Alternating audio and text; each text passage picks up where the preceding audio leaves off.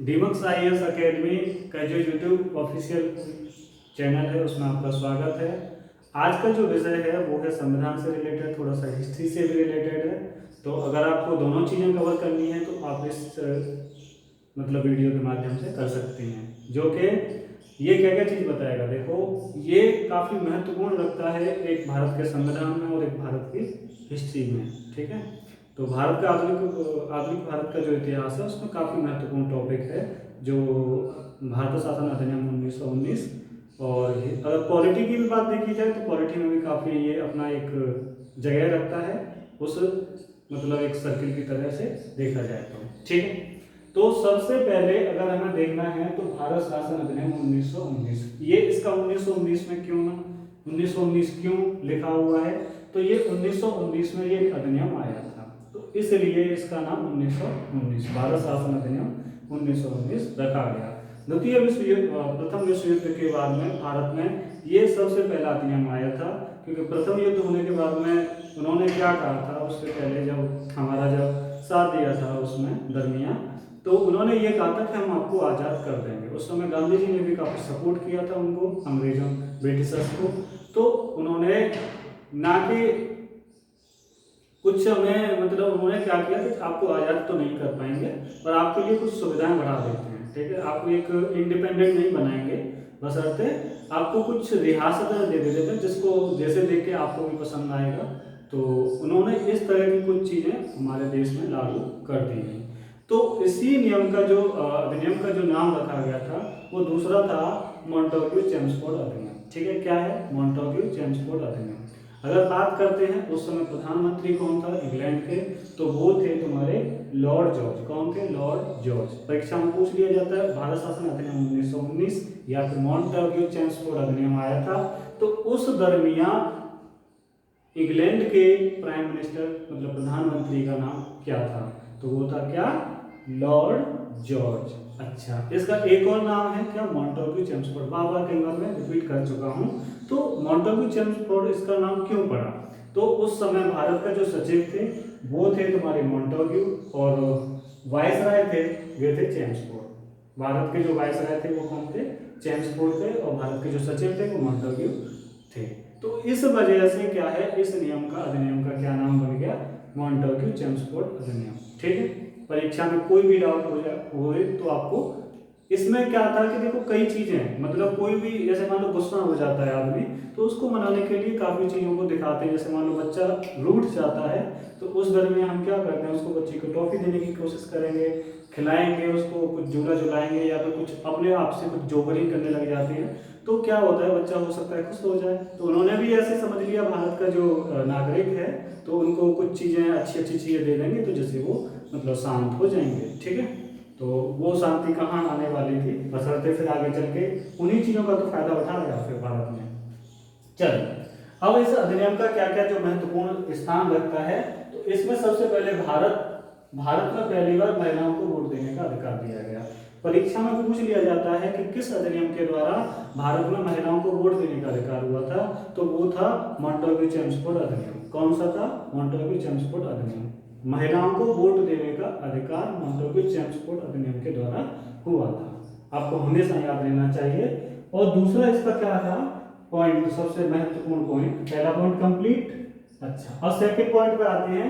भारत में पहली बार, भारत में क्या हुआ था पहली बार, केंद्रीय बजट मतलब सेंटर का जो बजट है और राज्य बजट को दोनों को अलग कर दिया। मतलब आप अपना अलग पेश करेंगे और हम अपना अलग पेश करेंगे। उस समय भारत में प्रांत कहे जाते थे, राज्यों को क्या कहते थे? प्रांत कहते थे, ना कि उनको राज्य। राज्य कम बोलते थे, बस उनको प्रांत बोलना काफी। जैसे पहले क्या था, उत्तर प्रदेश का अगर आप देखते हो तो संयुक्त प्रांत। ठीक है, तो इस तरह से काफी प्रांतों में डिवाइडेड था भारत, है ना।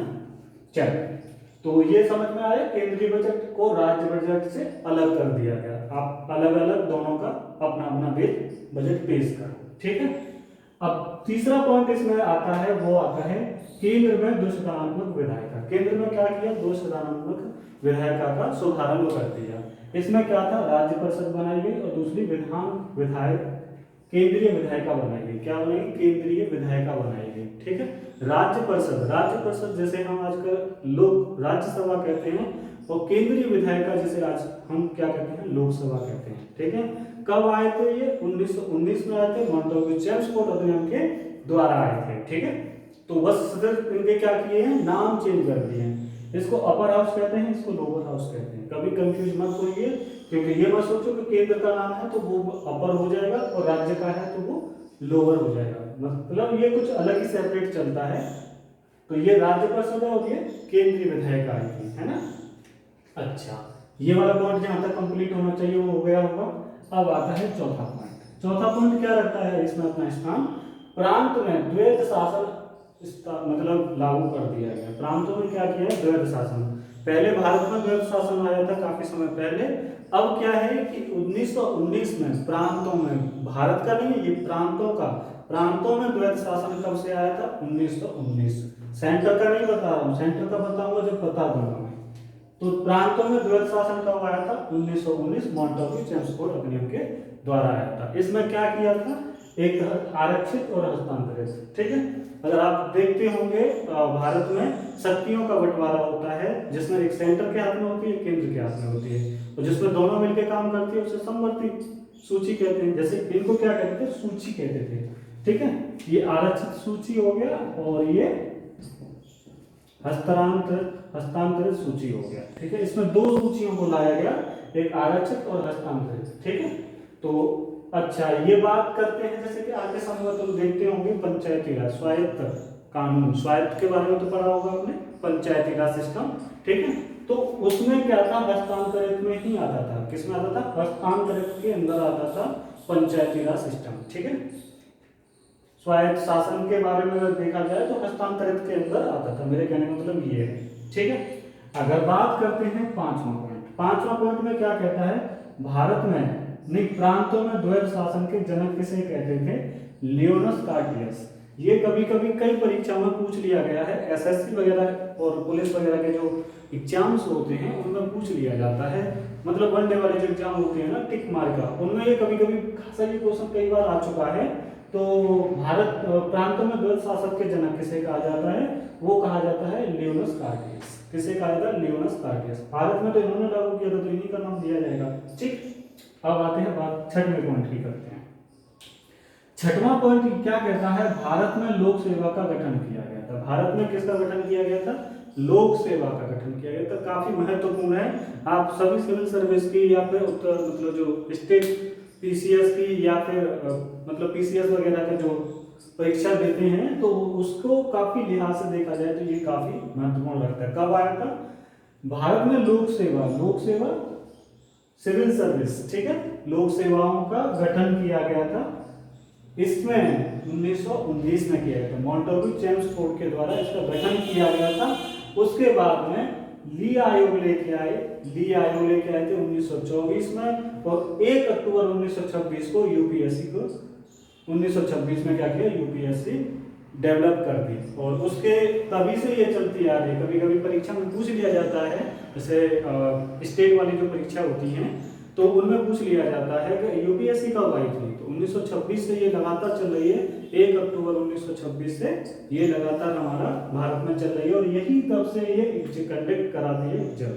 ठीक है, इसे कहते हैं यूनियन पब्लिक सर्विस कमीशन। ठीक है, संघ लोक सेवा आयोग। ठीक है, ये आयोग आया था 1906, मतलब ये गठन किया गया था। पहले गठन होता है, उसके बाद में फिर डी आयोग आया, उसके बाद में फिर इसको डेवलप कर दिया। ये फिर कंडक्ट कराने लग गई। जो सिविल सर्विस के जो एग्जाम होते थे सीएसई, तो सिविल सेवा परीक्षा के जो एग्जाम होते थे फिर वो ये कंडक्ट कराने लग गई। ठीक है, काफी अच्छी अच्छी चीजें लेके आ रहे हैं। उसके बाद में मतलब काफी अच्छी अच्छी चीजें बहलाने फुसलाने की, जैसे कहते हैं ना, महिलाओं को अपनी तरफ करने की कोशिश की। ठीक है, उसके बाद में देखो हमने राज्यों को अलग अलग कर दिया। देखो तुम अपना बजट पेश अलग करो, हम अपना अलग करेंगे, कंपटीशन बढ़ा दिया ना इस तरह से। और देखो ये शक्तियां दे दिया, 2 सूची बना दी उन्होंने। देखो कितनी अच्छी अच्छी चीज आ रही है, ये तुम अपना सेपरेट काम करो, ये अपना। तो वही चीज थी इनके द्वारा, अंग्रेजों के द्वारा। जो आजकल तुम देखते हो, जैसे किसी ने राशन बांटना स्टार्ट कर दिया, किसी ने पानी बांटना स्टार्ट कर दिया, किसी ने कोई चीज, जैसे मान लो गांव में चुनाव आते हैं, प्रधानी वगैरह, कोई मिठाई बांट रहा है, कोई साड़ी बांट रहा है, तो यही सब चीजें चल रही थी उस समय में। ये तभी से ये कॉन्सेप्ट उठाए गए थे इन्हीं मतलब अधिनियमों को देख के, ठीक है। तो कोई कहता है कि मैं इतने में बिजली फ्री कर दूंगा, वो सब चीजें हैं, ये सब चीजें इन्होंने अंग्रेजों की पद्धति अपना रखी है। जो भी सरकारें हैं, कोई भी सरकार है, वो नहीं चाहेगी कि मैं हटना चाहूँ, ठीक है। अब आती है बात भारत शासन। अच्छा, अब देखो, ये तो आप सभी के लिए, मतलब ये तो भारत के नागरिकों के लिए मिल रहे थे। अभी तक के क्या था, ये भारत के नागरिकों तक का था। अब बात आती है, भाई ये भी तो आए थे, ये और ये, इनको भी तो कुछ ना कुछ देना चाहिए था ना उनको। तो इनको क्या मिला, सबसे पहले सचिव जी को उठा लेते हैं। सचिव का जो भारत में जो पद था, ये काफी बड़ा पद था। आज के समय में देखा जाए तो बहुत बड़ा पद था उस समय सचिव का। तो भारत का सचिव को क्या दिया था, एक अधिकार दे दिया गया था, महालेखा परीक्षक की नियुक्ति कर सकता है। जैसे आज के समय में हम पढ़ते हैं कैग, ठीक है। ये कैग कब से लागू चल रहा है, ये 1919 से चल रहा है। और ये किसके द्वारा डेवलप किया गया था, मॉन्टेग्यू के द्वारा, ठीक है। मॉन्टेग्यू ने सबसे पहले कैग की नियुक्ति की थी, मतलब महालेखा परीक्षक की नियुक्ति की। मतलब कभी कभी पूछ लिया जाएगा परीक्षाओं में, सबसे पहले महालेखा परीक्षक की नियुक्ति किसने की, तो वो की थी मॉन्टेग्यू ने की थी, ठीक है। अच्छा, अब इनको तो दे दिया है, तो क्वेश्चन ये भी हो जाएंगे जेम्स फोर्ड। तो इनको भी क्या किया, अभी नहीं, इससे पहले भी भारत वाला आएगा, ठीक है। भारत के नागरिक आते हैं, प्रत्यक्ष निर्वाचन व्यवस्था प्रारंभ कर दी। मतलब डायरेक्ट आप अपना कोई भी नेता चुन सकते हो, मतलब वोट कर सकते हो, आप डायरेक्ट वोट कर सकते हो। तो ये चीज प्रत्यक्ष आ गया, ये चीज क्या थी, प्रत्यक्ष चीज आई। तो उससे क्या था कि एक आम नागरिक अपना एक कहते हैं ना कैंडिडेट चुन सकता है। तो उससे काफी चीजें, मतलब इसमें देखो कितना डिवाइडेड व्यू चल रहा है।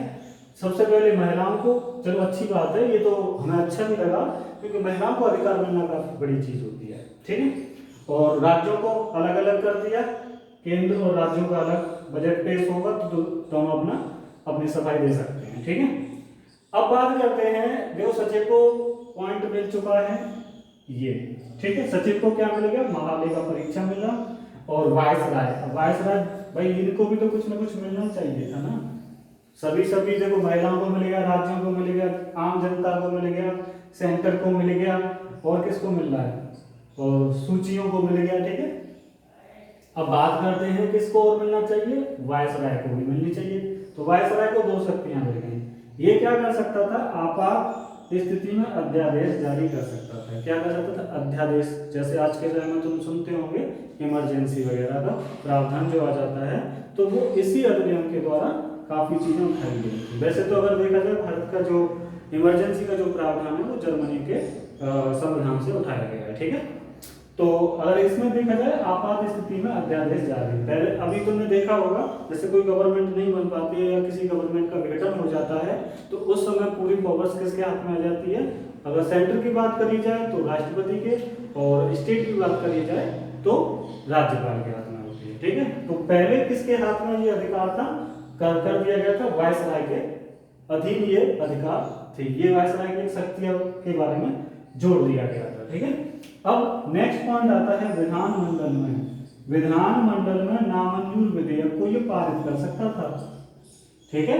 अगर कोई नामंजूर विधेयक है, वो पास नहीं हो पाया है, अगर वो इसके पास चला जाए, वायसराय के पास, तो ये उसको क्या कर सकता था, पास कर सकता था। जैसे आज के समय में तुमने एक चीज देखी होगी, जैसे मृत्युदंड मिल चुका है किसी को, ठीक है, फांसी की सजा वो नहीं है, कोर्ट ने, सुप्रीम कोर्ट ने, सबने बोल दिया है। अगर राष्ट्रपति का मन करेगा तो उस फांसी की सजा को वो डिडक्ट कर देगा, और मतलब उसको नामंजूर भी कर सकता है, ठीक है। तो ये जो इस तरह का प्रावधान था, मतलब कोई विधेयक है और वो मंजूर नहीं हो रहा है, तो वो सीधा किसके पास भेजो, वायसराय को। तो वायसराय सीधे उसको पास कर सकता था, उसके पास भी ये काफी बड़ी शक्तियां थी, ठीक है। अब एक बार क्विक रिवीजन करा देता हूँ, ठीक है, जल्दी से फटाफट से।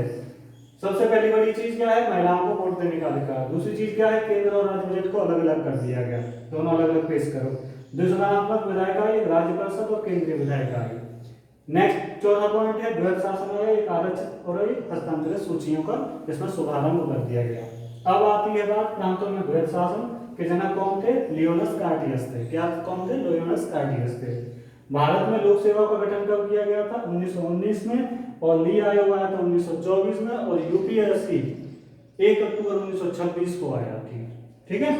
सचिव को क्या अधिकार मिला? मालिका परीक्षक की नियुक्ति कर सकता है, और प्रत्यक्ष निर्वाचन व्यवस्था इसी अधिनियम की एक देन है। और वायसराय की दो शक्तियां मिली, जिसमें क्या था? आपात स्थिति में अध्यादेश जारी करना, और दूसरी थी कोई भी विधानमंडल में क्या है नामंजूर विधेयक को वो सीधे सीधे वो पारित कर सकता है। और पीएम कौन थे? लॉर्ड जॉर्ज, और सचिव कौन थे? मॉन्टाग्यू, और वायसराय कौन थे? चैम्सफोर्ड। ठीक है, ये वीडियो यहीं तक है। अब इसके बाद में जो वीडियो आएगा वो 1935 के बारे में आएगा, भारत शासन अधिनियम 1935। Thank you for watching my video.